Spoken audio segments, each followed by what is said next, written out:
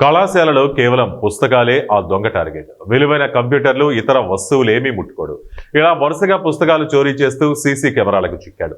జగిత్యాల జిల్లా కేంద్రంలో ప్రభుత్వ జూనియర్ బాలికల కళాశాలలో గత కొన్ని రోజుల నుంచి విద్యార్థుల పుస్తకాలు మాయమవుతూ ఉండడంతో టీచర్లకు డౌట్ వచ్చి సీసీ కెమెరాలు పరిశీలిస్తే ఆ పుస్తకాల దొంగ వ్యవహారం బయటపడింది.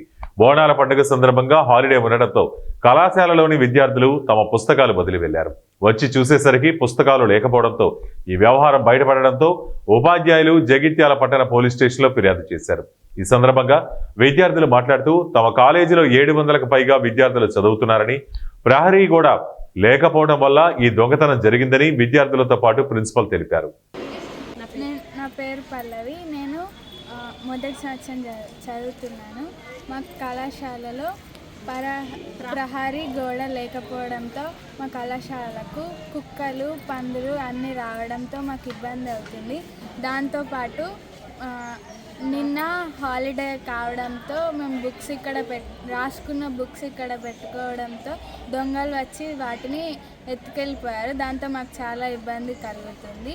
మేము కష్టపడి రాసుకొని చదువుదాం అనుకునేసరికి వాళ్ళు వచ్చి ఎత్తుకపోవడంతో మాకు చాలా ఇబ్బంది అవుతుంది. మీరు దయచేసి మాకు ప్రహరీ గోడ కట్టించాలని కోరుతున్నాను. నా పేరు రవళిక.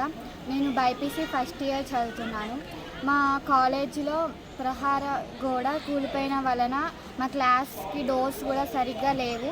ఆ డోర్స్ ఓపెన్ ఉండడం వల్ల దొంగ ఈజీగా లోపలికి వచ్చి మా టెక్స్ట్ బుక్స్, మా నోట్బుక్స్ అవన్నీ తీసుకెళ్లారు. మేము చాలా కష్టపడి రాసుకున్నాం. అలాగే మా కాలేజీలోకి పందులు, కుక్కలు, కోతులు అన్నీ వస్తున్నాయి. మా బుక్స్ అవన్నీ తీసుకెళ్లారు. మాకు ఇప్పుడు చాలా కష్టంగా ఉంది చదువుకోవడానికి.